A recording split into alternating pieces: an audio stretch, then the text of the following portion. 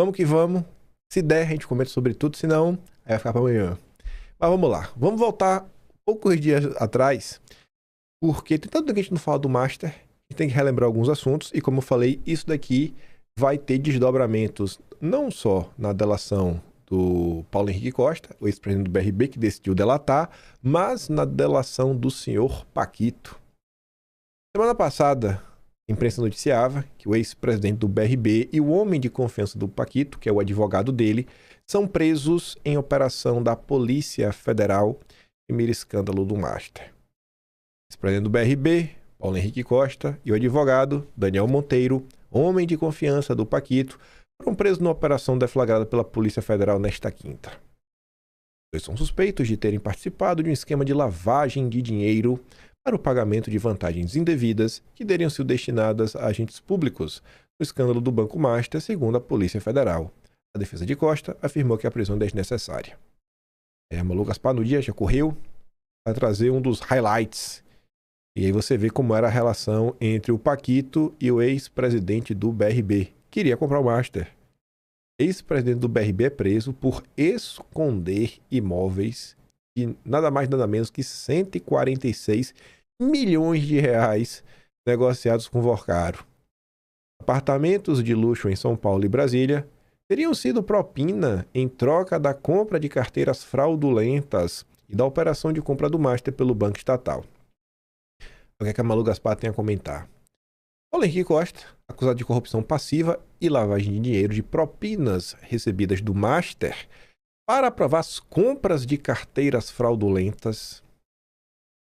Os investigadores identificaram 6 imóveis que teriam sido recebidos como propina, 4 em São Paulo, 2 em Brasília, avaliados no total em 146 milhões de reais. Além de Costa, também é alvo da operação o advogado Daniel Monteiro, importante, responsável pela administração dos fundos e contas. O dono do Master, Daniel Vorcaro, usou para desviar os recursos do banco e pagar propina para políticos e autoridades.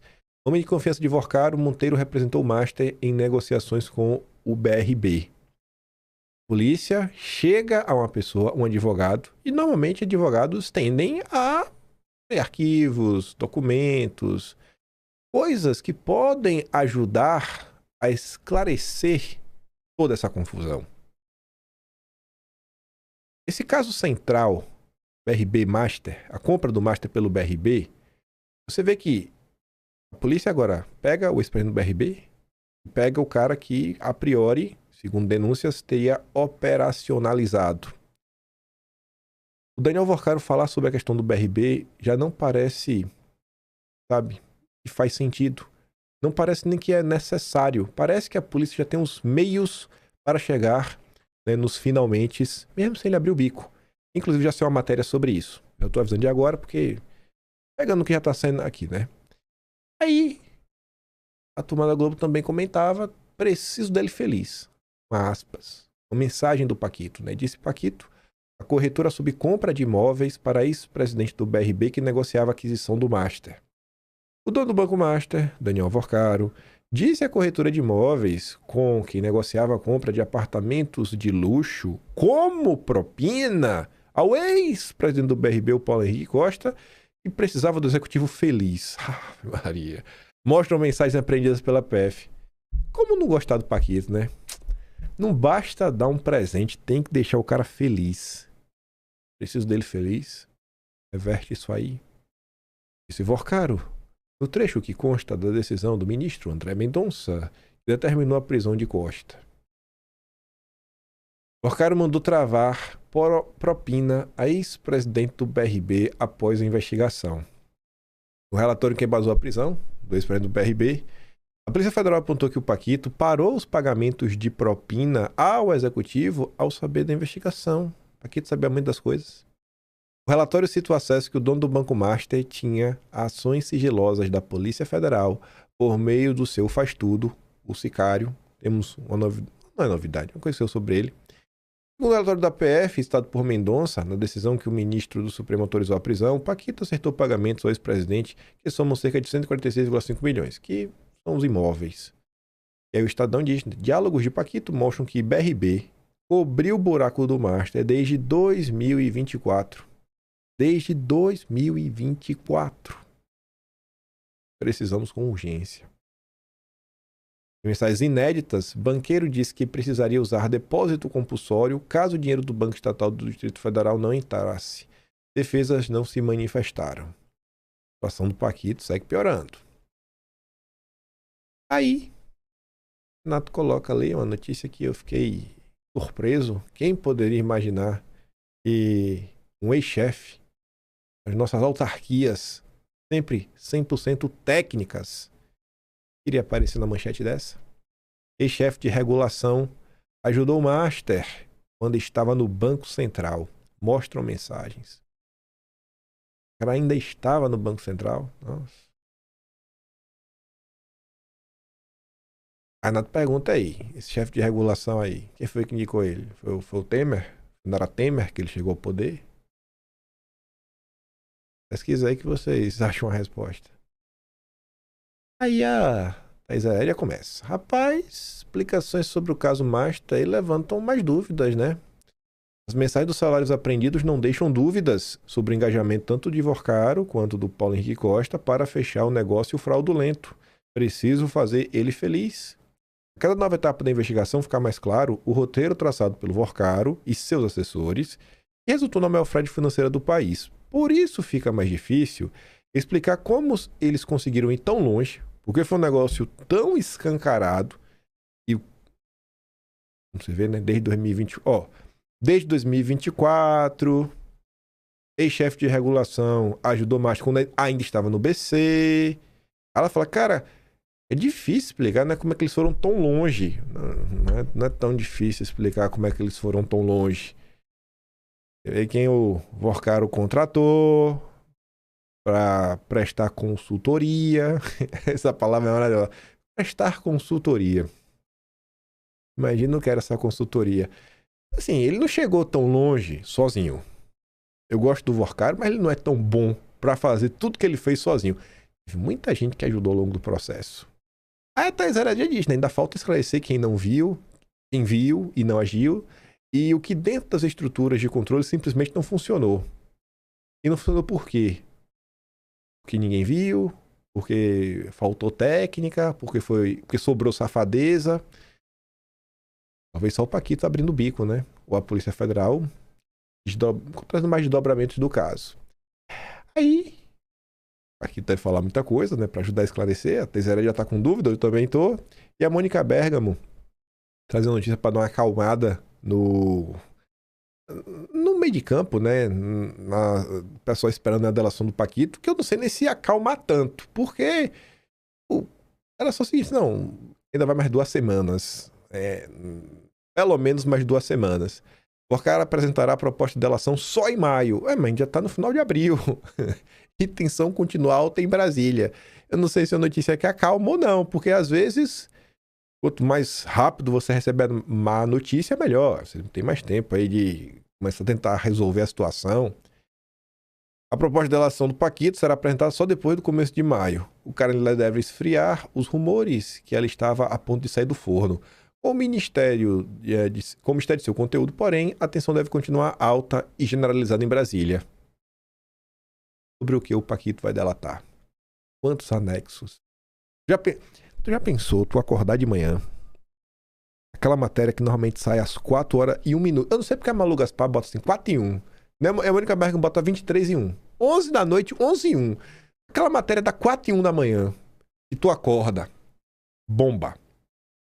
Um dos anexos da delação de Vorcaro é sobre quem vocês querem. Rapaz, velho. Esse dia vai ser muito louco, viu? Se esse dia acontecer, olha, vocês vão saber, porque eu vou começar o vídeo assim, ó, com um sorriso aqui, ó. Eu não vou conseguir controlar o músculo zigomático de tanta felicidade. Tá assim, ó, vai sendo o Coringa do Batman. E aí, assim, ó. Delação de Vorcaro tem X anexos. Um deles é sobre a única pessoa que precisa estar nessa delação. Ai, até eu tô ansioso, viu? Ansioso. Trecho sobre BRB em delação de Vorcaro está em fase de conclusão. E talvez a pressa dele né, ou talvez a prioridade nesse trecho, não só porque é um tema central, mas vai que o Paquito já suspeitasse que o Paulo Henrique Costa fosse rodar. Vai que o Paquito fala, rapaz, velho, o meu celular... Eita, velho, esqueci de apagar lá no celular as mensagens com a corretora. Eita, dos 146 milhões, me dei mal agora. A CENI apurou que em sua proposta de delação ele vai prometer entregar provas com as quais a PF poderá avançar ainda mais no que ele já apurou sobre o caso do Banco Público de Brasília. A defesa de Paquito trabalha na proposta de delação premiada que deve ser apresentada em maio. Ah, meu Deus. Entre os investigadores, há uma certa ansiedade para saber o que Vorcaro terá de novidade, já que o inquérito policial está adiantado. Adiantado, cara. Tem novidade aí. Quanto é que tem novidade? E aí o que eu falei pra vocês. Como o Paulo Henrique Costa foi preso, a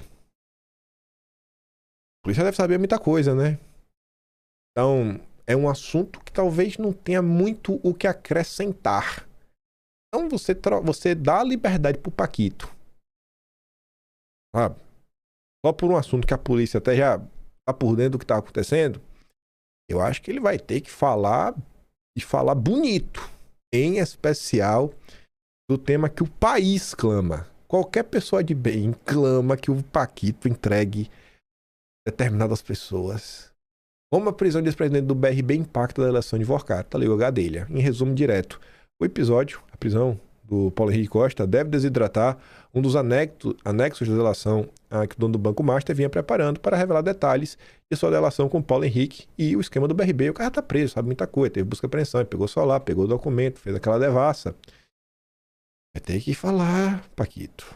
Não adianta querer tentar blindar a ninguém.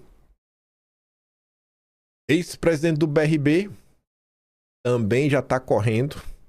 E, obviamente, a equipe de defesa do Paquito já tá sabendo disso daqui e vai falar pra ele. Falou, Paquito, é bom tu acelerar a delação. E é bom tu falar muita coisa. Porque, aquela coisa, quem fecha a delação primeiro tem mais vantagem. Porque se o cara já fechou a delação, já entregou todo mundo, tu não vai fechar a delação se tu não trouxer nenhum fato novo. Então, quanto mais rápido for a delação, mais contar, mais explicar, eu acho que é melhor. Ele tá ali. O Paulo Henrique Costa, sabendo da confusão, já trocou de advogados e escolheu a dedo advogados que atuaram em delações premiadas. Não só isso. Não só isso. Costa comunicou a troca nesta quarta, ao criminalista Kleber Lopes, que estava responsável pela sua defesa. Lopes tem relação próxima com o Ibanez e, em sua atuação na defesa do caso, vinha sustentando que a operação de compra do Master pelo BRB respeitou critérios técnicos. O ex-presidente do BRB escolheu para sua defesa advogados Eugênio Aragão. Esse daí participou de toda a perseguição do ano de 2022. Todas aquelas peças do PT, todas aquelas denúncias no TSE, inclusive aquela AIG, né, aquela ação de investigação, né, AIG, ação de investigação da Justiça Eleitoral. Nossa, dor de cabeça, viu? Olha lá, ele e o Zanin assinando. Já me perseguiu, esse já me perseguiu. Então, contra todos que me perseguiu, o General Aragão, já fui subprocurador-geral da República e ministro da Justiça no governo Dilma, e o Davi Tangerino, aquele carequinha que tá sempre batendo cartão na Globo News. Tangerino atuou em delações premiadas e de executivos das Americanas e tem experiência na área penal empresarial. Vai abrir o bico. A Malu Gaspar, já hoje, diz que o primeiro pedido do ex-presidente do BRB ao Supremo para negociar a delação. O Paulo Henrique Costa pediu aí que ele quer ser transferido da Papudinha para a Superintendência da Polícia Federal em Brasília. E o principal argumento apresentado ao Mendonça é que é a intenção de delatar o que ele sabe sobre o esquema. Fala, pô, me deixa aí lá para superintendência, porque eu vou delatar todo mundo. Só que tem algo a mais. A defesa dele argumentará que a proposta de colaboração não poderá ser discutida e negociada nas instalações da Papuda e vai demandar condições análogas às de Vorcaro. Você fala, ele tá querendo mais mordomia, tá querendo ser da Papudinha. A Papuda, quer dizer. Não é só isso. No caso de Costa, há um motivo extra para ele ir para a superintendência da PF. O fato da penitenciária, a Papuda, ser administrada pelo governo do Distrito Federal, o que na avaliação dos defensores pode ser um problema, já que em Brasília é dado como certo que o ex-governador Ibanez será um dos protagonistas de uma eventual delação do Paulo Henrique Costa. Já imaginou ele tá lá conversando com advogados, fazendo delação? Será que ninguém vai ver o que ele tá falando, o que ele tá escrevendo? Na Papuda, o pessoal vai que, né, conta com o Ibanez. E a Malu Gaspar complementa que, inclusive, por essa mesma razão, a família do executivo dispensou o Kleber Lopes, que era advogado dele, porque Lopes também advoga para o Ibanez há bastante tempo. Clima em Brasília tá ficando bom.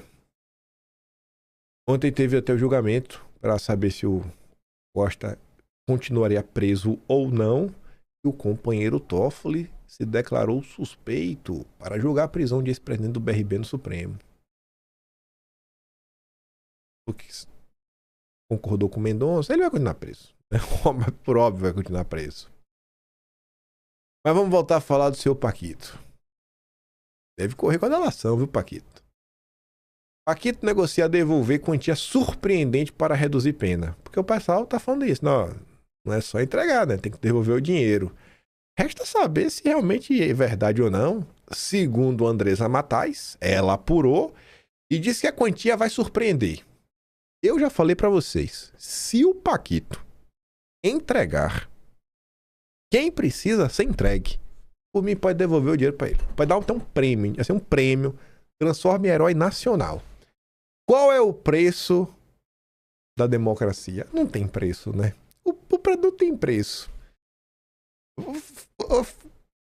É até pouco o que o Paquito aí tá causando de prejuízo pro país. Na conta, Paquito quer devolver o valor do rombo no banco e o montante que pagou de propina a agentes públicos. Será? Não sei. Por mim, se ele entregar, aquela pessoa tá pago. Aí a imprensa ficou, né, discutindo sobre a questão do Paquito semana passada. A Yara até coloca ali, né? Mônica diz que a delação do Paquito está sendo pautada nos mesmos moldes do Joesley. Entregar diversas saidinhas e apenas um tubarão? Espero que não, viu? Atende que tem outras informações. Cadê Mônica Bergamo? Mônica Bergamo, minha senhora. Cadê você, Mônica Bergamo? Cadê Mônica Bergamo? Aqui. Esse ritual que é tradicional já das colaborações. Os advogados vão lá, ele relata os crimes, as condutas ilícitas que envolvem terceiros, elenca as provas, mostra onde estão as provas, os documentos de corroboração do que ele está falando, para então apresentar essa proposta de acordo para as autoridades, né? Esses anexos vão ser divididos por temas, um deles, portanto, como eu disse, vai ser o financeiro, e só depois, com esses anexos em mãos, é que as autoridades fazem um exame rigoroso sobre a consistência do que ele está falando, o ineditismo dos fatos, e aí tomam a decisão de aceitar ou rejeitar a proposta e partem para a negociação dos valores bilionários que ele vai ter que pagar. Agora é aquela coisa, né, o Megali, do jeito que tá andando aí a carruagem, quer dizer, ou ele faz isso mais ou menos rápido, daqui a pouco a polícia já prendeu todo mundo e já descobriu tudo, né? Então tem também um pouquinho essa corrida contra o tempo, mas não foi finalizada ainda como se esperava, ficou para maio, Megali. E lembrando que a lógica da delação premiada é você livrar um pouquinho a cara da sardinha para poder pegar um atum mais gordo. E imagine, dentro de uma lógica de um crime financeiro, qual seria o tamanho desse atum para que o Daniel Vorcaro fosse considerado uma sardinha dentro desse contexto. Por exemplo, deputado, eu acho que não, hein? Deputado, entreguei aqui a principal figura que eu entreguei é um deputado federal. Acho que não vai satisfazer minha fome de gol. Não sei a de vocês. Pois é. Senador pra cima. Senador pra cima. Né? No mínimo. Bom, você se lembra que o Joesley Batista da JBS era um tubarão, um peixe gordo aí, como é que se chama? É uma sardinha ou um atum, depende do Ele estava longe de ser uma sardinha, ele era um atum, né? fortalecido, que entregou um monte de sardinha, e foi aceita a delação dele, mas ele entregou o Temer, né? Foi lá, gravou o Temer, tudo aquilo, que depois tudo era um lado, mas enfim. Então é isso, quer dizer, você pode entregar várias sardinhas, mas tem que entregar pelo menos um, né? Peixe que seja ao menos do seu tamanho, você tem razão. Pelo menos um, Paquito. Pelo menos um. Só um tá bom, só um. A delação dele pode ser de uma única... Pra mim só tem um único anexo, uma única pessoa, já tá resolvido. Mas, e tá bem pago. Só um. Aí o Caio Junqueira, aquela da ala do Mendonça, disse que a defesa do Paquito sinaliza delação forte que aborde os 3 poderes. Só um tá bom, não precisa nem ter os 3. A defesa do Paquito sinalizou pro Mendonça uma delação premiada forte. Envolva personagens dos 3 poderes. Segundo relatos feitos por interlocutores à CNN, a conversa entre o advogado José Luiz, o Juca, né, e o Mendonça aconteceu recentemente em São Paulo e foi pelo menos a segunda já realizada entre ambos. Os relatos foram de uma mudança entre a primeira e a segunda conversa.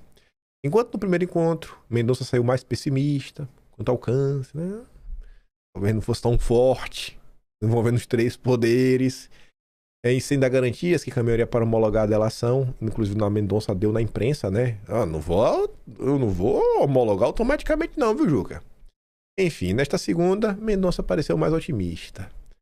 A expectativa é que o material, que só deve ser apresentado a ele em maio, seja amplo e aborde a relação de Vorcaro com integrantes dos 3 poderes, né, da República, tratando inclusive de ministros do governo Lula e o Judiciário. A mudança no plano inicial de defesa, né, de poupar ministro do Supremo. O motivo principal é que, sem uma delação completa, a chance de Mendonça não homologar o acordo é grande. Consequentemente, é de Vorcaro permanecer por um longo tempo preso. Então, fale, entregue. Enquanto nós esperamos e torcemos, o Lauro Jardim diz que a delação do Paquito está encontrando um muro na PGR. Por que será? Está sendo dificuldades nas negociações na PGR. A avaliação é que a PGR está endurecendo além da conta. E a impressão de que as pressões do meio político e do governo são a realidade. Será que não tem também nenhuma pressão do judiciário, não, Lauro Jardim? Aí ontem, o Paquito passou mal. Anteontem, na verdade. O cara passar mal na prisão recebe atendimento médico. A Mônica Bergamo explica, até sangue no xixi tinha. E deve ir no hospital fazer mais exames. Depende do Mendonça. E Mendonça vai permitir ou não? Já permitiu, né? Pelo amor de Deus. O Vorcaro não pode virar um novo sicário, né? Já deu com o sicário. E falando nele, a família de sicário diz que ainda não recebeu imagens da polícia e laudo do IML. Ninguém sabe para que lado vai. Tem novidade do sicário. A família do sicário informa que até o momento não teve acesso às imagens de segurança, nem aos autos do inquérito que apura a circunstância do falecimento, corrido pela PF, sob supervisão do Supremo. Também não foi disponibilizado o laudo do IML com a causa mortes. O caso do sicário gera alguns questionamentos. A imprensa, por milagre que seja, né, tá fazendo a sua parte também para garantir que o Paquito delate. Você vê assunto ali, o Caio Megali falando, pô, não só pode ter sardinha, né? Tem que ter pelo menos algum atum. A Mônica Bergamo lembra, o Joés não entregou um monte de sardinha, mas entregou um atum. Temer. E aí, nesse meio tempo de delação, o PT já tinha apresentado lá atrás, naquela DPF, para tentar mudar como é que funciona a delação no país. E aí a turma da Malu Gaspar faz a parte deles para mostrar que se mudar alguma coisa sobre delação, no mínimo temos que nos questionar o porquê. E a justificativa para provar que a gente tem que se questionar é que a PGR e a AGU pediram ao Supremo para rejeitar a ação antidelação do PT desengavetada pelo Dom Pedro III. A PGR e a AGU pediram em 2022, durante o governo Bolsonaro, a rejeição da ação do PT que pretende impor limites aos acordos de delação. Nesses 4 anos, o processo ficou disponível para avaliação do relator, que só desengavetou o caso agora, quando a PGR e a Polícia Federal negociam com o Paquito uma delação que pode trazer implicações para o próprio Dom Pedro III. As manifestações da AGU e da PGR, assinadas pelo Bruno Bianco durante o governo Bolsonaro e pelo Aras, foram encaminhadas ao Supremo em fevereiro e junho de 2022, respectivamente. E além do posicionamento contrário da AGU, da PGR, o Senado também pediu para rejeitar a ação de delação do PT. A manifestação do Senado, enviada ao Supremo em fevereiro de 2022, a Advocacia Geral da Casa não chega a discutir o mérito da ação, mas diz que o instrumento escolhido pelo partido, a DPF, não é adequado aos fins a que se propõe. A imprensa está aí, vigilante, falando, não inventa de querer dificultar a delação do Paquito, não. O Paquito tem que falar.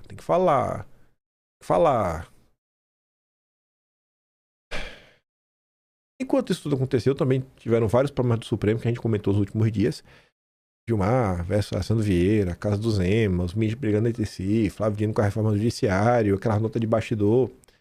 Aí, por conta de todo esse caldo harmonioso e democrático que toma conta do país, a CNI levou um cara, ele é crítico quanto mais do Supremo há muito tempo. Ele odeia o bolsonarismo, mas ele também tem brigas e problemas pessoais com ministros. Acho que até foi processado pelo Cássio, se eu não estou enganado. Se eu não estou enganado. É o Conrado Ubner. Ele escreve regularmente na Folha de São Paulo. Aí ele tá ali, ó. Professor alerta para desgaste da autoridade de ministro do Supremo. Um parágrafo resume a fala principal dele, que é como se estivessem acima da crítica pública. O risco disso é a degradação final e total da autoridade do Supremo. A gente precisa de um Supremo forte. O Supremo é muito importante para estar na mão de condutas tão irresponsáveis. Vocês conhecem algum bolsonarista que vê algum tipo de autoridade? Eles impõem pela força, né? Por respeito, ninguém respeita. Eu coloquei a tradução. O que ele está falando é o seguinte, ó, a imprensa vai precisar dar razão. Assim, ó, amiguinhos, vocês precisam, como a gente na vida, porque senão a imprensa vai precisar dar razão ao bolsonarismo, o que levará ao enfraquecimento de todo o regime que o Supremo faz parte. Assim, para o regime ficar de pé, o Supremo tem que fazer a sua parte. Senão o regime inteiro vai desmoronar. O sistema está desmoronando. Então, assim, ministros do Supremo, façam a sua parte, porque está difícil segurar o bolsonarismo. Está cada vez mais difícil falar que o bolsonarismo estava errado. E teremos eleições agora. Aí vem o William Vac. O Supremo reage piorando a crise. Que bom. Que siga assim. Sempre babando a meta. Teremos eleições. Que vai ajudar a eleger pessoas comprometidas com o Estado Democrático de Direito.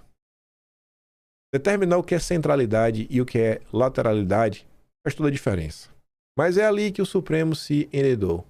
Disso depende a leitura da realidade, portanto, como agir diante dos fatos. E o que o William Vac quer falar com isso? Na visão da enorme parcela do público, da sociedade, do povo, o que hoje constitui a centralidade na crise de credibilidade, portanto, de legitimidade do Supremo, não passa de lateralidade na visão de um pequeno grupo dentro da corte. Estamos falando do comportamento individual de integrantes do Supremo. Isso, para a população brasileira, é o tema central do problema. Já uma parte do Supremo acha que isso não é problema, é só um cisco. Um cisco é sei lá, um caroço de milho em uma salada de alface. É um nada, você nem vê direito. Mais ainda, como capturam uma instituição em defesa própria, sem terem conseguido ou sequer se declarado dispostos a explicar de maneira convincente ligações com o escândalo do Master, documentadas por fatos incontroversos e não por ilações. Pode-se argumentar que códigos de conduta ou maior proximidade com a sociedade alterem muito pouco as proporções da crise de confiança na instituição, portanto são perda de tempo. Mas esse não é o ponto. O Supremo rachou não em função do que fazer diante da crise, mas, isso é decisivo, em função da compreensão da natureza da crise. Para a ala personificada em torno de Gilmar, Dom Pedro III, Dino, Zanin, o comportamento individual de integrantes, especificamente de Moraes e Toffoli, é lateralidade. Não pega nada. Conforme declarou em recente entrevista à Band. Em outras palavras, não é o que realmente pesa, nem deveria estar no centro das atenções, Nessa visão das coisas, não há nada de novo no front. O que está acontecendo é uma nova versão de lavajatismo, associada à imprensa burra ou comprada e à tradicional bandidagem do legislativo mais o bolsonarismo. Enfim, foi isso aí que fabricou a tal crise de legitimidade. Um escândalo turbinado também pela malandragem de outros banqueiros que lucraram muito vendendo papéis que sabiam serem podres. Ao Supremo só restaria então utilizar seus supremos poderes e resistir. Uma linguagem bem simples, o capitão do Titanic, ao bater no iceberg, mandou o engenheiro averiguar a avaria no caso e concluiu que ia afundar. Os capitães do Supremo, tem vários, nem sempre de acordo entre si, acham que nem bateram no iceberg, enquanto o restante da ponte de comando tem dificuldade de avaliar os danos no casco, embora reconheçam que a nau está difícil de navegar e parece adernada.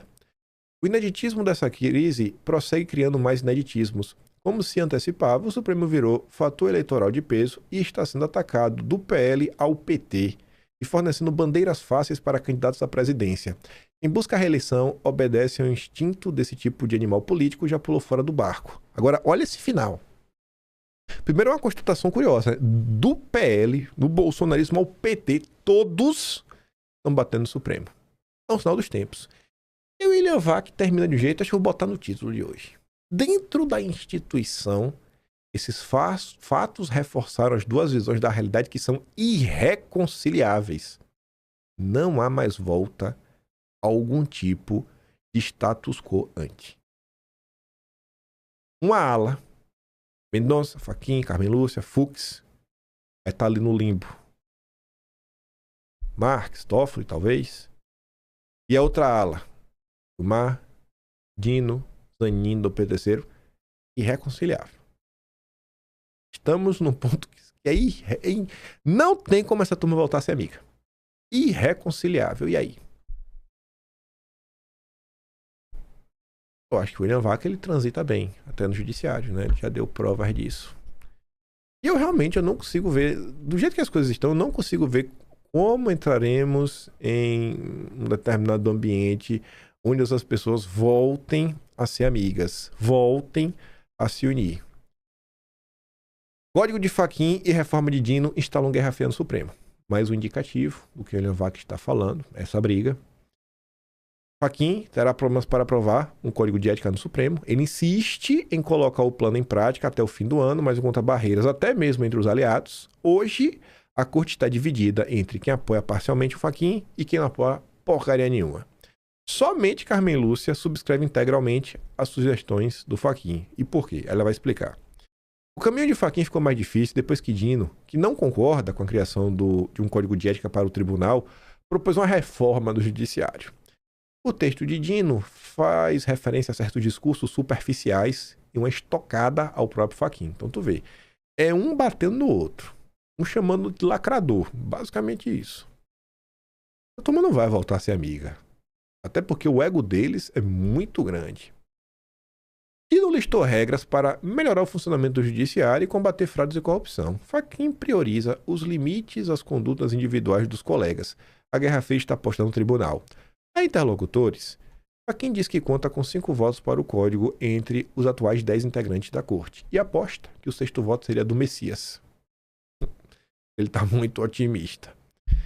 No grupo de aliados de Fachin está Cássio, mas ele tem dito que ainda pretende analisar o texto antes de dizer se concorda ou não. Um dos pontos que ele e outros ministros apontam como sensível é a divulgação prévia das agendas pelo impacto que isso pode causar no esquema de segurança. Outra dificuldade é da transparência aos contratos dos filhos de ministros que advogam em tribunais. Cássio e Fux são do time de Fachin e estão nessa situação. É pouco provável que eles concordem com esses termos. A divulgação dos rendimentos complementares dos ministros também pode dificultar a trilha do Fachin. O time de aliados do Fachin, Cássio, tem imóveis alugados e o Mendonça tem um instituto de ensino. Fux costuma ser remunerado por palestras. Esses valores são declarados no imposto de renda, mas não são públicos. Restam os votos de Carmen Lúcia e do próprio Fachin. Carmen Lúcia não tem parentes que advogam, não tem negócios, não tem dividendo de palestra, nada. Então, por ela tá de boa. E o Fachin tem uma filha advogada, mas aparentemente ela concorda com os termos sugeridos pelo pai. Nos bastidores, a ala de ministros contrária ao código promete não ceder, ainda que a proposta seja desidratada. Um desses ministros reclama em caráter reservado que Fachin procura os colegas para conversar sobre o assunto, mas não acolhe as sugestões não são ouvidas. A suposta atitude teria deixado o grupo mais resistente. Ou seja, quem apoia o código não apoia integralmente, quem rejeita a ideia não quer conversa. Hoje, a reforma de Dino tem mais chance de conquistar a maioria no Supremo.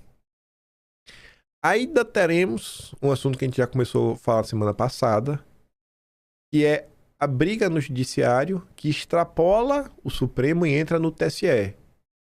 Porque quem vai estar comandando o TSE é Cássio e o Mendonça. Não vai ser o Dom Pedro III. Estamos em ano de eleições. Aí a CNN vem comentar que racha no Supremo se amplia e pode impactar o TSE nas eleições. Vai vendo. 3 ações recentes, né, de ministro do Supremo demonstram como o tribunal tem antecipado debates que deveriam ocorrer no TSE. O inquérito aberto por Dom Pedro III contra Flávio Bolsonaro por suposta calúnia contra Lula. A solicitação de Gilmar para que o PGR investigue Alessandro Vieira. O pedido de Gilmar para Dom Pedro III investigar Zema. Os 3 casos envolvem pré-candidatos a cargos eletivos nas próximas eleições.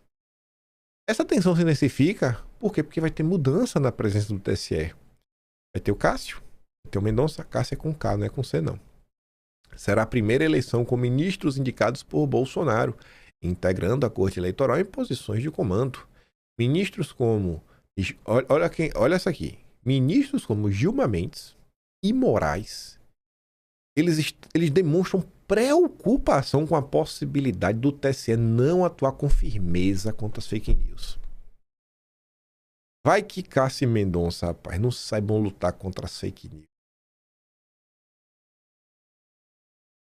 Vocês já entenderam o que está acontecendo. A divisão observada no Supremo e outros temas, como o Código de Ética e a crise do Banco Master, se reflete agora na relação com o TSE. Com a saída de Carmen Lúcia da Corte Eleitoral e a entrada de Toffoli como ministro do TSE, a composição do tribunal sofrerá mudanças significativas no eleitoral. A perseguição contra a direita, se depender do TSE, não vai rolar como rolou.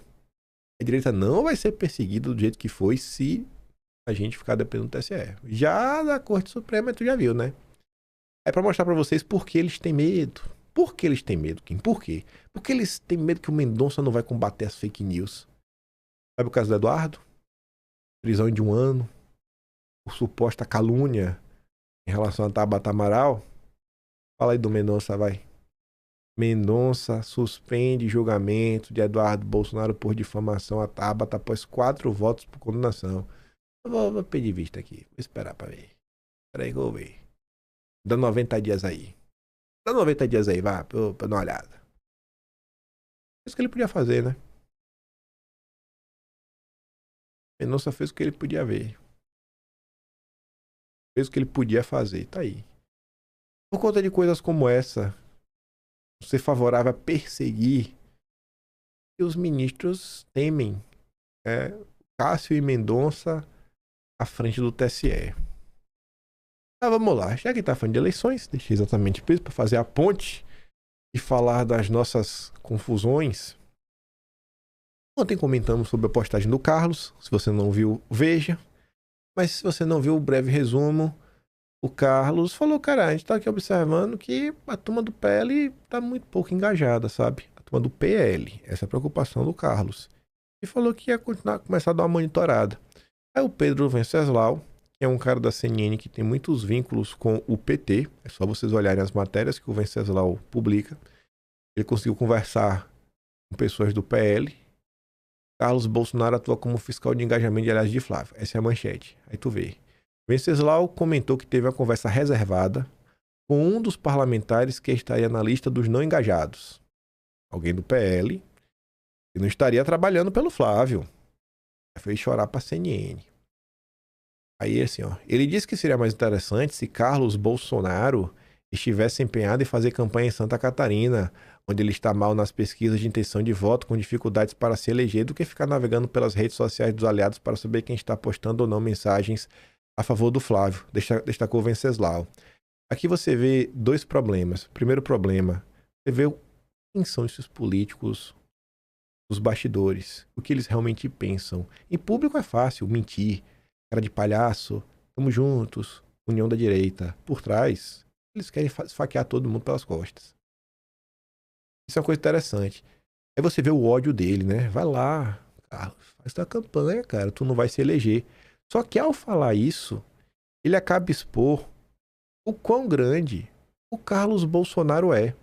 Porque se o que esse político está falando é verdade, só prova que o Carlos está mais preocupado em eleger o Flávio e assim nós derrotarmos o Lula do que ele mesmo se eleger. O cara tá falando pro Carlos, Carlos, se preocupa com tua eleição, cara. Essa é a presidência da República. O Carlos está sendo atacado nos bastidores por estar mais preocupado em derrotar o Lula do que em se eleger. Esse Carlos, hein? Esses Bolsonaro é um caso sério, né?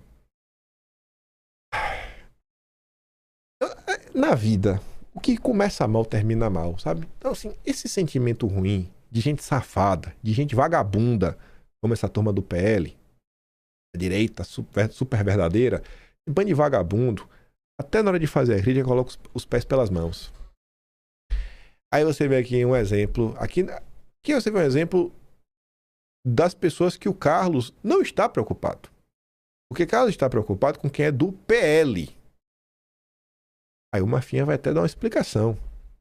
Não precisa dar. Porque aqui é um safado, esse Giovanni Moraes. É formado em direito, professor, tirado a professor de Deus. Aqueles revoltados, né, anti-bolsonaristas. O que Carlos está fazendo para minar o apoio ao Flávio das pessoas comuns, com mínimo de bom senso, que não desejam se sujeitar à seita bolsonarista, é tão escancarado e sem sentido que chega a parecer proposital. Aí o Mafinha vem comentar. Peraí, gente, vamos entender uma coisa. Você é uma pessoa normal, certo? Você não é político. Você não é do PL.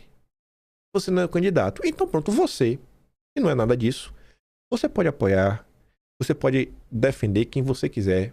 Você pode nem defender ninguém, nem apoiar ninguém. Você pode criticar todo mundo. Você é um eleitor livre. Não é sobre você que o Carlos está comentando. Agora, se você está usando o fundo eleitoral do PL, o dinheiro do pagador de imposto que vai para o PL, e usando para se eleger, se você está com sua foto no santinho, né, com Flávio Bolsonaro, se você está usando o 22, meu amigo, a sua obrigação é divulgar o candidato do seu partido. Não é meio óbvio isso? Ou eu tô errado? Tem alguém do Partido Novo fazendo campanha pro Flávio? Não. Agora tem do PL fazendo campanha pro Zema. Gente, o nível de emburrecimento da direita, o nível de emburrecimento é tão grande que não dá mais pra chamar petista de burro. Tem de direita que é mais burro que petista. Em 2026, a gente tá tendo que explicar o óbvio que se você faz parte de um partido político, que seu partido tem um candidato à presidência, você tem que apoiar esse cara. Não vou apoiar, não. Não, eu vou apoiar do meu jeito. Apoia, véi. Pior que petista. Tem que ter vergonha de chamar petista de burro. Aí o Mafia diz, o errado é errado cobrar abertamente. Meu amigo, então vamos lá. Ao cobrar abertamente, estamos dando a oportunidade ao eleitor decidir se vai querer dar o voto para aquele candidato a deputado ou senador. Eu cansei de falar, nada melhor que a luz do sol. Do sol tem que mostrar tudo. Aí o Bruno Engler, de Minas. Ontem eu até falei com o Bruno Engler. Não tem nada a ver com isso daqui, não. Ele mandou mensagem, eu falei, tu tá de boa? Então a gente começou a conversar. A gente falou de coisas que não tinha nada a ver com essas tretas do dia a dia. Trocamos histórias sobre Bolsonaro. Boa história, né? O Jair é sensacional, viu? E aí, no meio dessas histórias, ontem pra vocês, não era de manhã pra mim. Olha, gente, falo pra vocês. O Bruno ainda subiu no meu conceito. Falar isso com esses dois tweets aí na frente, né? Fica até parecendo que é coisa. Mas de verdade, eu vou falar pra vocês o porquê. Não tem nada a ver com treta. Foi a primeira vez, em todos esses anos, que eu conversei com um político, que esse político saiu da obviedade, apontou por um caminho, dando a direção e falando onde é que estavam as pedras. Isso em qual sentido? A gente tava assim discutindo, falando, cara, os problemas que eu vejo. O que eu falo pra vocês em vídeo, eu falo, pô, gente, eu nem tô preocupado tanto com a vitória do Flávio, mas como é que vai ser o governo, o Ministério da Fazenda, isso, aquilo, outro. Eu falo, pô, a gente vai ter muita dificuldade, a gente vai ter que entregar resultado. Entregar resultado pra mostrar pra sociedade, pô, as pessoas querem ver as suas vidas melhorando. Não é só derrotar o Lula. Derrotar o Lula é o primeiro passo, já tá, pra mim, consolidado. Derrotar o Lula depois, vamos ter que melhorar a economia do Brasil. E eu tava falando pro Bruno, falei, pô, velho, eu vi a galera falando, tem que reduzir imposto. Tá, mas reduzir do quê? Ah, vai fazer o quê, velho? Onde? Me dá um exemplo. E aí, quando eu falei isso, eu fiquei muito surpreso, positivamente. O Bruno falou, cara, uma coisa que a gente devia rever aí é a questão da Lei Candir. Você conhece? Eu falei, pô, conheço a questão da Lei Candir, que é uma lei que envolve aí exportação de commodities. Ele falou, cara, qual o sentido que faz? É uma lei protecionista ao contrário, porque é o seguinte, ele fala que em Minas, o pessoal entende muito, porque Minas tem commodity, né, mineração. Se você extrai minério de ferro e vende internamente no Brasil, você paga imposto. Mas se você exporta, você não paga imposto. Ou seja, é mais barato pro gringo comprar do que pro brasileiro. Aí você fica assim, cara, como é que o aço brasileiro vai competir com o aço chinês? Porque só imposto já começa a dificultar a coisa, sabe? E aí o Bruno falou, cara, a gente pode reduzir o imposto do Brasil, reduzir, as coisas podem ficar mais baratas do Brasil. E, gente, ferro, por exemplo, toda a construção leva ferro, né? Na nossa já barateia um pouco a construção civil, já sobe um pouquinho mais, quem sabe sobe um pouco mais para salário. Ele falou, porque a discussão, qualquer discussão de imposto tem a questão da compensação. Não sei se vai compensar 100%, mas ele falou, cara, você troca o imposto nacional para internacional. Os gringos começam a pagar e você dá isenção para quem é brasileiro. Faz a Lei Candir ao contrário. Mas por óbvio. Depois eu fiquei feliz, sabe, de ouvir isso da boca de alguém, sair da... temos que baixar o imposto. Aí você fala, tá, velho, vai baixar imposto de onde? Qual vai ser a compensação? Porque o Estado continua precisando arrecadar, né? E, cara, eu fiquei realmente, assim, surpreso. E a gente conversando algumas coisas, ele falando, assim, falando do governo Trump e tudo mais. Eu falei com ele, falei, cara, eu tô feliz. É a primeira vez que eu converso com um político que eu escuto esse tipo de coisa. Deputado estadual, viu? Não sei se o Bruno vai... O que ele vai vir, mas já tem meu apoio, Bruno. Você já tem meu apoio. Depois de ontem...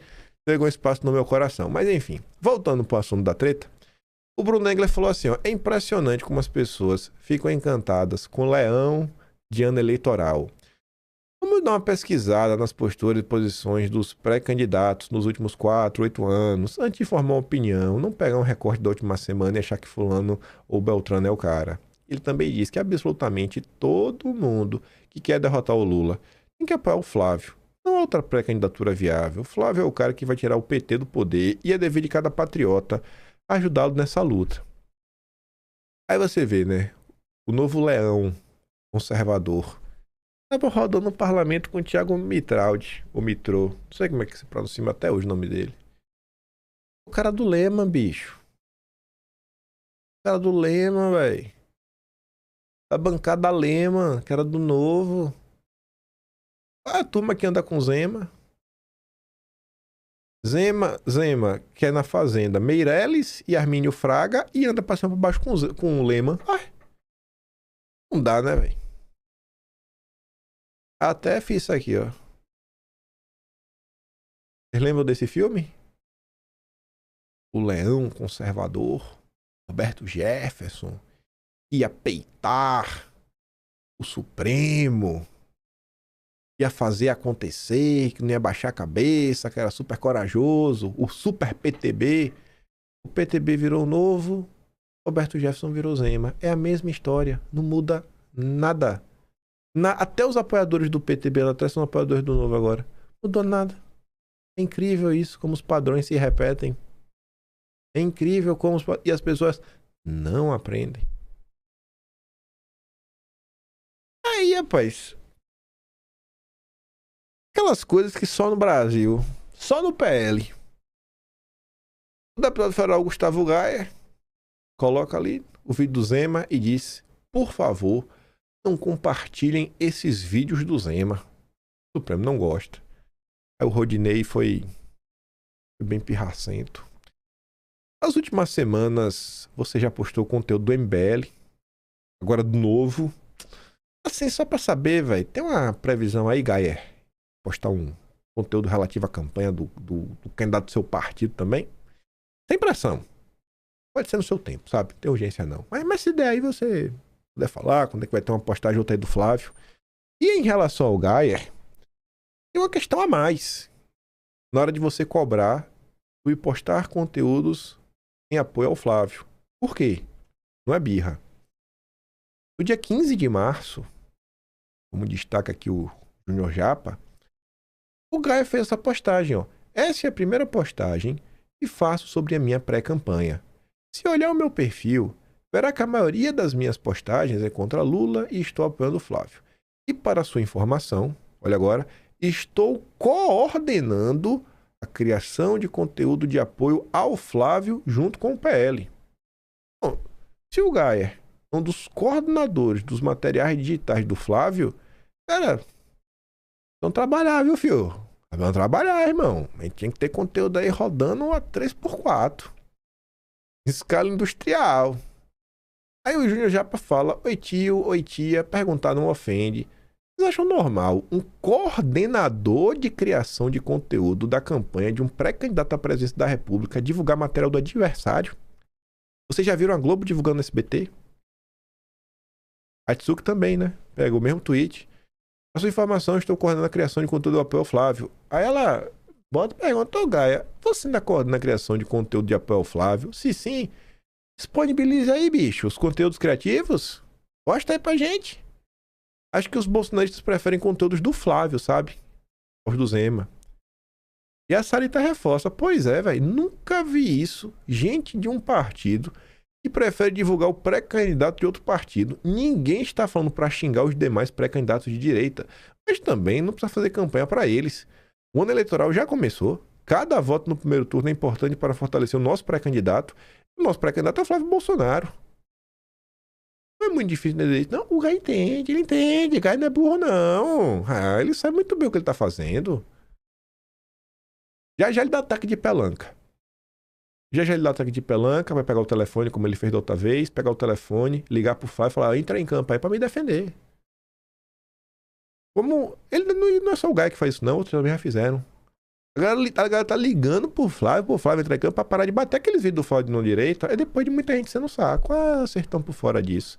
Paulo Figueiredo falou que ia falar uns bastidores aí da campanha. Eu não vou falar essas coisas, não. Deixa Paulo Figueiredo falar.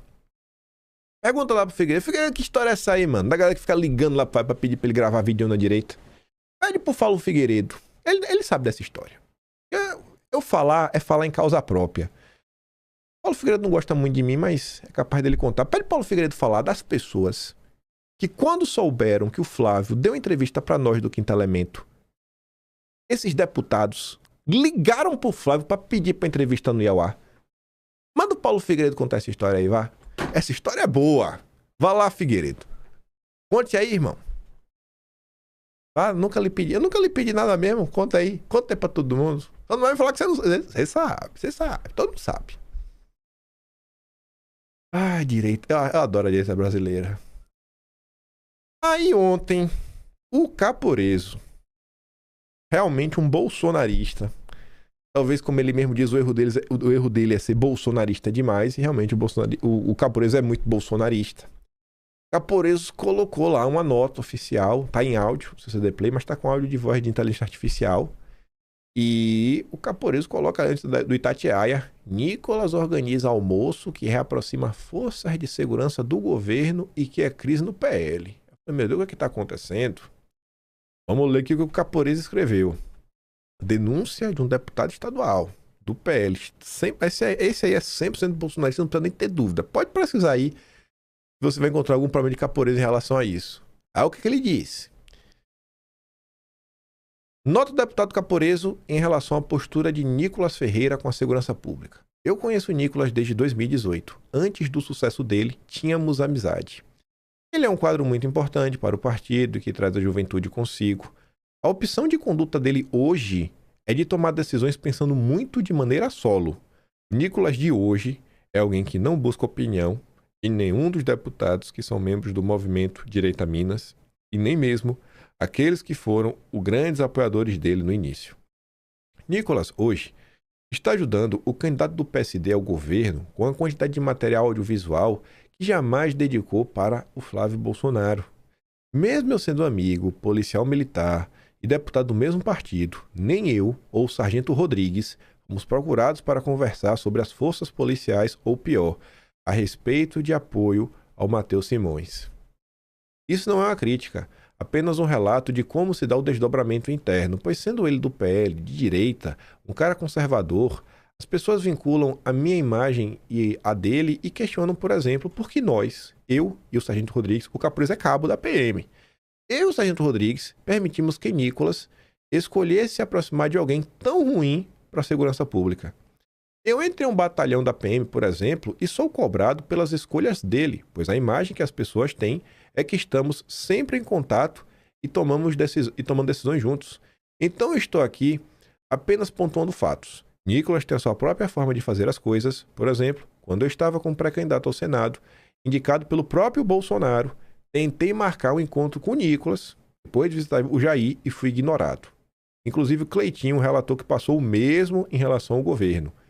O Cleitinho falou mais de uma vez: procurei o Nicolas, ele não quer falar comigo, não sei o quê, contra mim.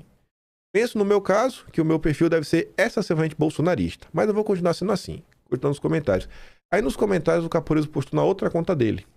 Se você assistir o vídeo que está narrado, você vai ver que é o que está escrito aqui.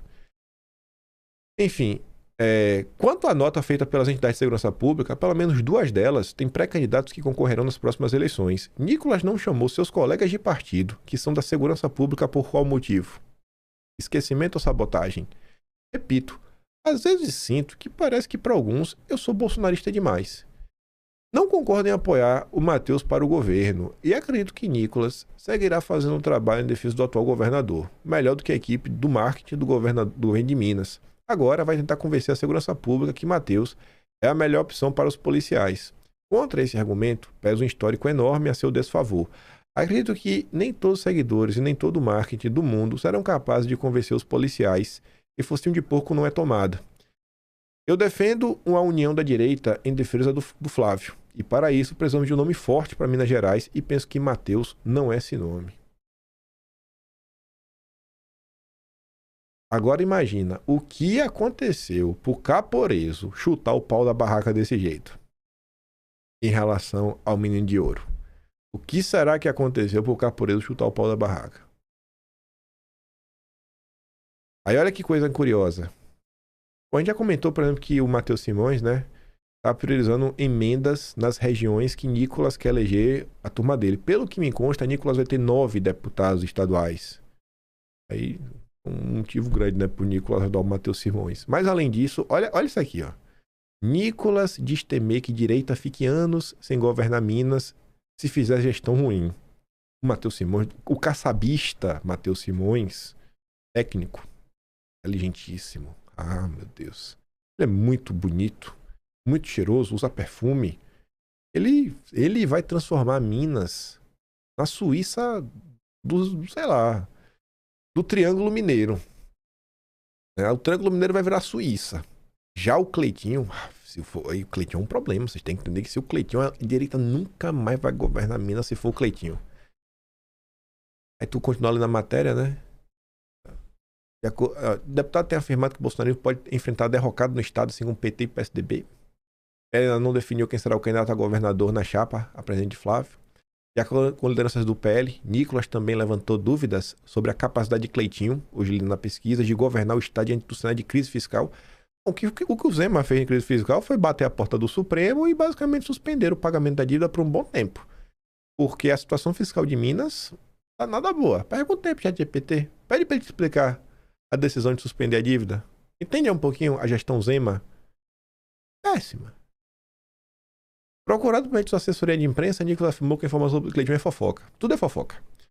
Discordo de posturas pontuais do Cleitinho, mas não estamos em conflito. Não, tá não. Tá com o Caporeso disse que tá com conflito. O Cleitinho disse que tá com conflito, mas é só pontual, segundo o Nicolas. Esse menino tá demais, viu? Eita, menino que tá aprontando.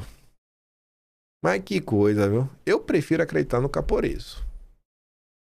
Aí, rapaz, passando ontem, rapaz, eu tô ficando fã do Felipe Sestaro, viu?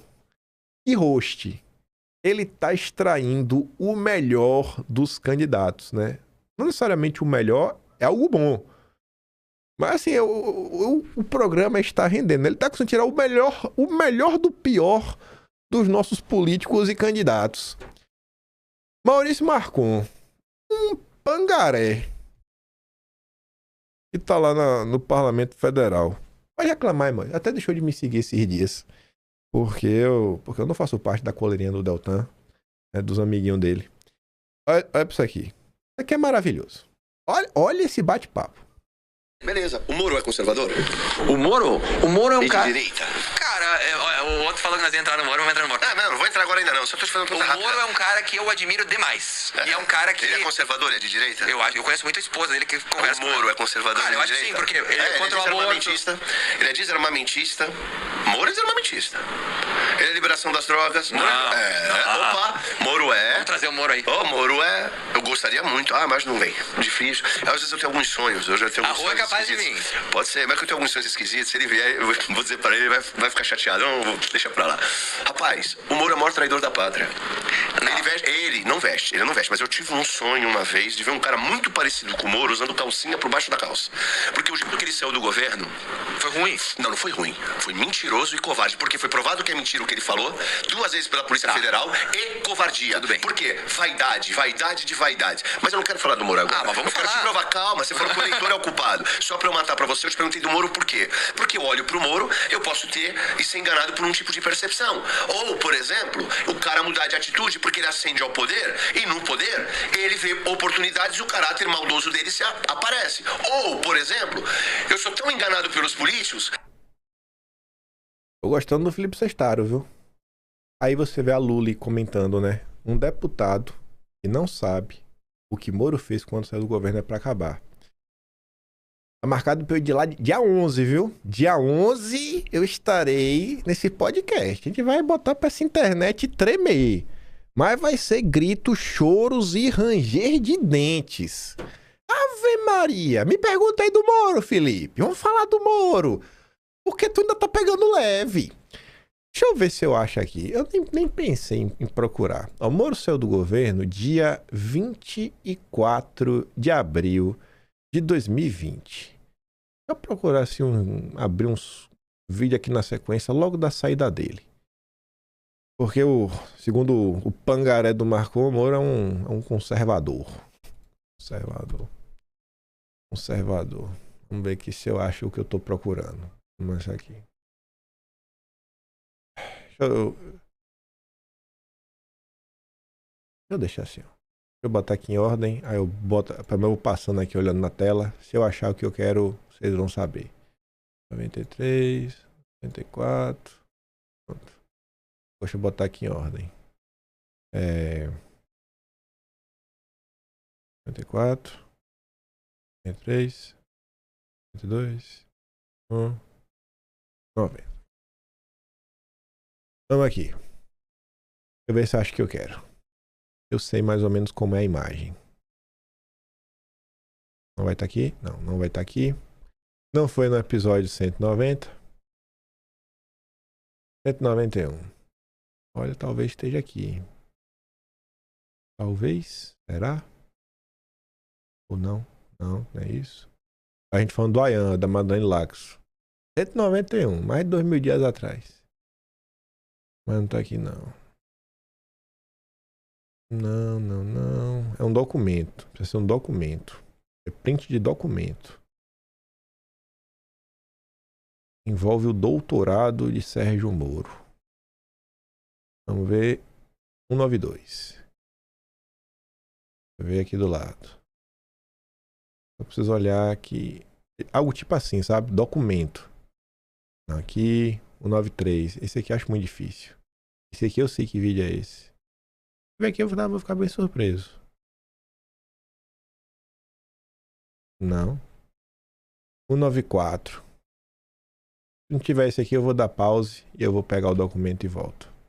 Pra não ficar abrindo vídeo atrás de vídeo. Não é esse. Deixa eu abrir do 95 ao 200. Uma pausa aqui.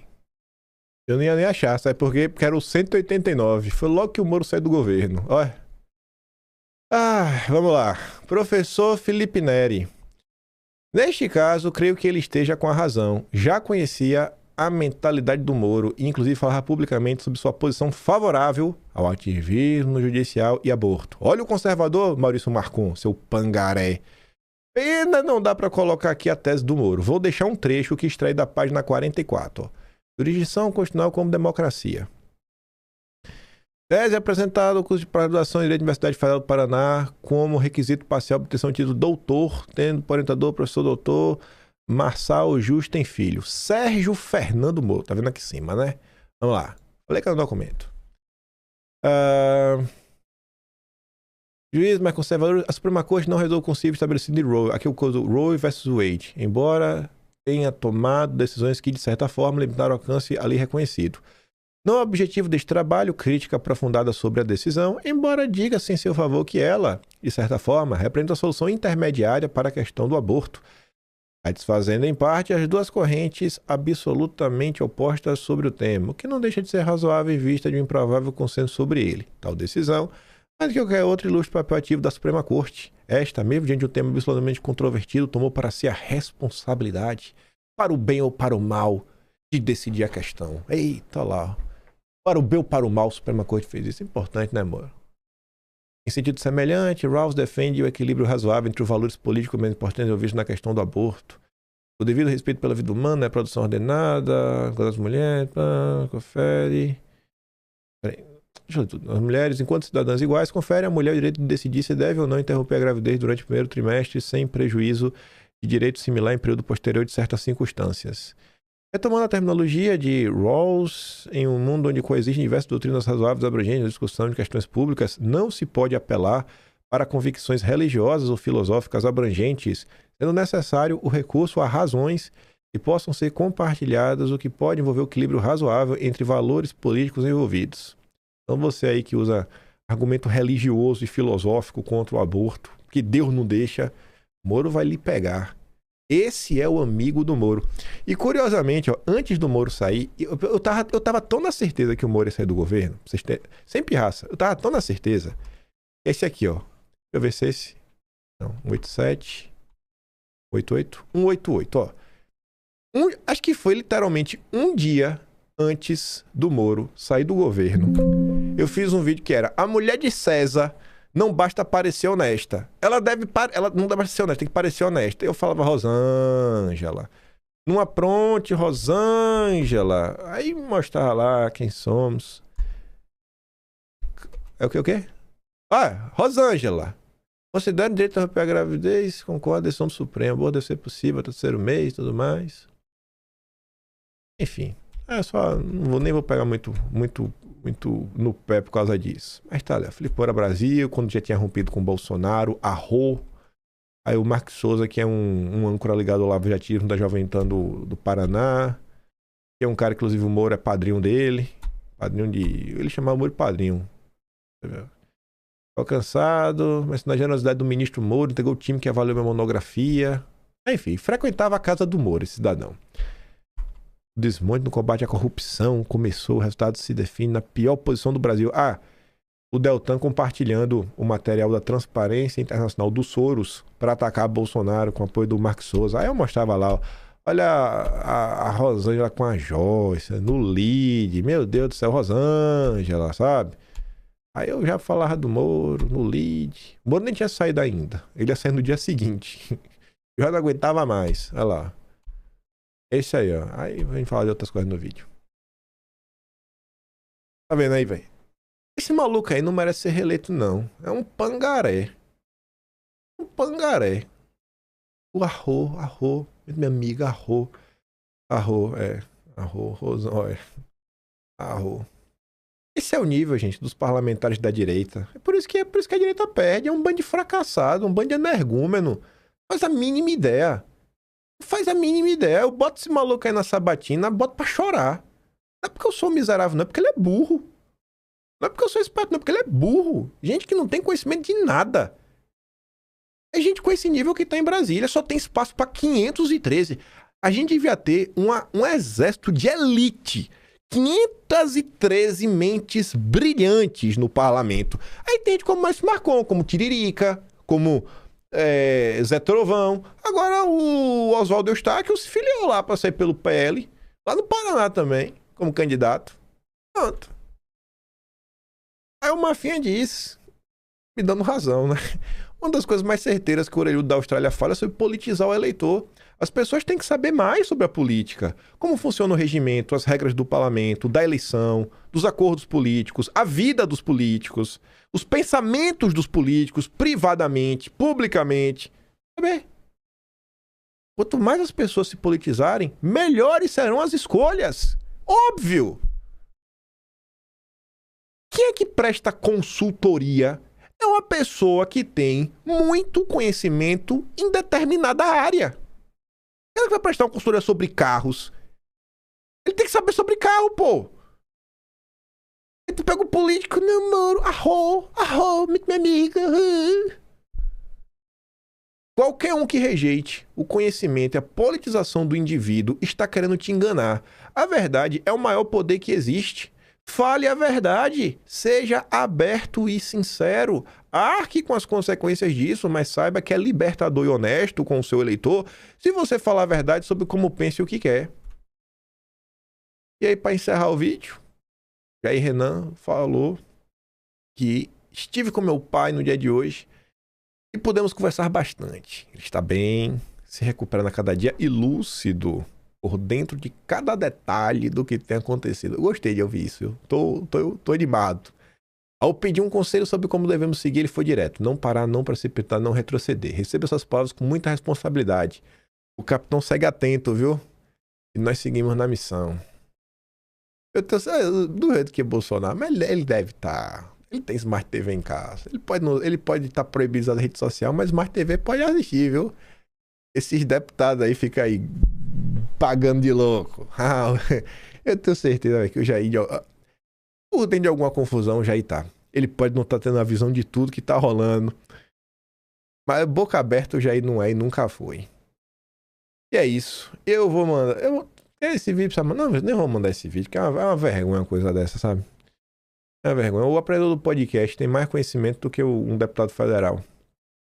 E ele ainda tá com pouca raiva. Deixa chegar na minha mão, Felipe Sestaro. Dia 11. Inclusive aí, ele até pediu o Marco Antônio, né? Manda aí umas perguntas. Por mim, vem todo mundo junto. Pode botar ao vivo aí. Qualquer um a gente bater um papo. Agora vamos bater papo de assuntos reais. Vamos falar do Moro, vamos falar do Deltan, falar do Partido Novo. Vamos falar da política como um todo. Coisas que eu falo em vídeo. É o momento de vocês, de me questionar sobre o que eu falo. Vai lá, manda pergunta pro Felipe. Tô de peito aberto. Vou falar no dia pra Michele ficar com saúde, ter tempo, não ser um podcast com pressa. Fala, quer que eu fique aqui quantas horas? Vamos ficar, velho. Vamos bater um papo aqui. Pergunta aí. Sem medo de ser feliz. Pode jogar no meio dos peitos. Sem medo. Sem nenhum. Pode perguntar o que quiser. Eu fico por aqui. Se gosta do meu trabalhinho, quer ajudar um pouco mais, pode ser membro do canal. Tem um botão de valeu. Tem um Patreon na descrição também. E tem o Atlas Brasileiro, quimpan.com.br. Se você não quiser ser um cara tapado, como o Maurício Marcon, que nem devia ser deputado federal, tamanho de desconhecimento, leia. Tá lá no Atlas. Muitas informações até sobre o Moro. No mais, ele ganha de beijo e abraço. Vejo vocês amanhã. Tamo juntos. Valeu, meus amigos. Fui!